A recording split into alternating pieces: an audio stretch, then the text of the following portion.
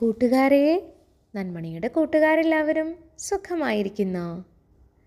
നമുക്ക് ഇന്നൊരു കുഞ്ഞു കഥ കേട്ടാലോ? ഒരിടത്ത് ഒരു കർഷകനുണ്ടായിരുന്നു. ആരാ കർഷകൻ? പച്ചക്കറികളും പഴവർഗ്ഗങ്ങളും അങ്ങനെ എല്ലാ സാധനങ്ങളും കൃഷി ചെയ്യുന്ന ആളെയാണ് കർഷകൻ എന്ന് പറയുന്നത്. അയാൾക്ക് തൻ്റെ വീടിനടുത്തായി കുറേ കൃഷിസ്ഥലങ്ങളുണ്ടായിരുന്നു. ഒപ്പം അയാൾ ഒരുപാട് കൃഷിയും ചെയ്യുന്നുണ്ടായിരുന്നു. അങ്ങനെ കടുത്ത വേനൽക്കാലം വന്നു. അയാൾക്ക് അതെല്ലാം നനയ്ക്കാൻ വേണ്ടിയിട്ട് ആവശ്യത്തിന് വെള്ളമില്ലാത്തൊരവസ്ഥ വന്നു. ആ സമയത്താണ് തൻ്റെ വീടിൻ്റെ തൊട്ടടുത്തുള്ള വീട്ടിൽ അയാൾക്ക് 3 കിണറുകളുണ്ടായിരുന്നു. അപ്പോൾ നമ്മുടെ കർഷകൻ അയൽക്കാരനോട് ചോദിച്ചു, താങ്കളുടെ ഒരു കിണർ എനിക്ക് തന്നേക്കാവോ? അതിനുള്ള പൈസ ഞാൻ നിങ്ങൾക്ക് തരാമെന്ന് പറഞ്ഞു. അയൽവക്കക്കാരന് ഒരു വിരോധവും ഉണ്ടായില്ല. കാരണം അയാൾക്ക് ആവശ്യത്തിനുള്ള വെള്ളം മറ്റ് 2 കിണറുകളിൽ നിന്നും കിട്ടുന്നുണ്ടായിരുന്നു. അതിനെന്താ, നിങ്ങൾ ഇതിനെനിക്ക് പൈസ തന്നാൽ ഉറപ്പായും ഞാൻ ഈ കിണർ നിങ്ങൾക്ക് വിൽക്കാമെന്ന് പറഞ്ഞു. കിണറെന്താ? എല്ലാവരുടെയും വീട്ടിൽ കിണറുണ്ടോ? നമ്മളുടെ വെള്ളം നമുക്ക് ആവശ്യത്തിന് നമ്മൾ ഉപയോഗിക്കുന്നത് കിണറിൽ നിന്നെടുത്തിട്ടാണ് അല്ലേ? അങ്ങനെ നമ്മുടെ കർഷകൻ ആ കിണർ അയൽവക്കക്കാരനിൽ നിന്ന് പൈസ കൊടുത്ത് വാങ്ങി. പക്ഷേ പിറ്റേ ദിവസം ആ കിണറിൽ നിന്ന് വെള്ളമെടുക്കാൻ ചെന്ന കർഷകനെ അയൽവക്കക്കാരൻ വെള്ളമെടുക്കാൻ സമ്മതിച്ചില്ല. കാരണം എന്താണ് പറഞ്ഞതെന്നോ? ഈ കിണർ മാത്രമേ ഞാൻ നിങ്ങൾക്ക് വിറ്റിട്ടുള്ളൂ, അതിനുള്ളിലെ വെള്ളം ഞാൻ നിങ്ങൾക്ക് വിൽപ്പന ചെയ്തിട്ടില്ല എന്ന്. കർഷകൻ പറഞ്ഞു, അതെങ്ങനെ ശരിയാവും? ന്യായമില്ലാത്ത കാര്യമല്ലേ അത്? കിണർ എന്ന് പറയുമ്പോൾ അതിനുള്ള വെള്ളവും അതിൽ ഉൾപ്പെട്ടതല്ലേ എന്ന് ചോദിച്ചു. അങ്ങനെ അവർ തമ്മിൽ തർക്കമായി.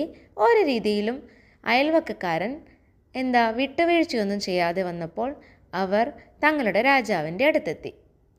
രാജാവ് കാര്യങ്ങളൊക്കെ കേട്ടു. എന്നിട്ട് എന്തുകൊണ്ടാണ് വെള്ളമെടുക്കാൻ സമ്മതിക്കാത്തത് എന്ന് ചോദിച്ചു. അപ്പോൾ അയൽവക്കക്കാരൻ പറഞ്ഞു, അതിനുള്ളിലെ വെള്ളം ഞാൻ ആർക്കും വിൽപ്പന ചെയ്തിട്ടില്ല, കിണർ മാത്രമേ കൊടുത്തിട്ടുള്ളൂ എന്ന്. അപ്പോൾ രാജാവ് കർഷകനോട് ചോദിച്ചു, നിങ്ങൾക്ക് എന്താണിതിൽ പറയാനുള്ളതെന്ന്. അപ്പോൾ കർഷകൻ എന്തു പറഞ്ഞെന്നോ? ശരി, വെള്ളം നിങ്ങളുടെ ആണെങ്കിൽ കിണർ എൻ്റെ ആണല്ലോ, അതുകൊണ്ട് അതിൽ നിന്ന് ആ വെള്ളം എത്രയും പെട്ടെന്ന് എടുത്തു മാറ്റുക, അല്ലെങ്കിൽ എനിക്ക് വാടക തരണമെന്ന് പറഞ്ഞു. കാരണം നിങ്ങളുടെ വെള്ളം കിടക്കാനായിട്ട് സ്ഥലമുള്ളത് എൻ്റെ കിണറിലാണ്. കിണർ ഞാൻ നിങ്ങളുടെ കയ്യിൽ നിന്ന് വാങ്ങുകയും ചെയ്തു.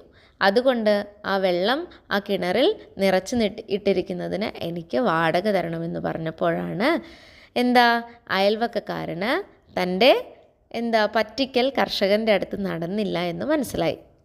രാജാവ് പറഞ്ഞു, ഒന്നുകിൽ അതിലെ വെള്ളം എടുക്കാൻ കർഷകനെ സമ്മതിക്കുക, അല്ലെങ്കിൽ അയാൾക്ക് ആ വെള്ളം ആ കിണറിൽ കിടക്കുന്നതിന് വാടക കൊടുക്കുക എന്ന്. അതോടുകൂടി അയൽവക്കക്കാരൻ തോൽവി സമ്മതിച്ചു.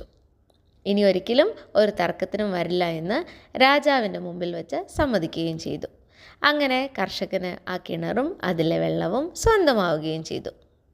കൂട്ടുകാരെ, ഈ കഥയിൽ നിന്ന് നിങ്ങൾക്കെന്താ മനസ്സിലായത്?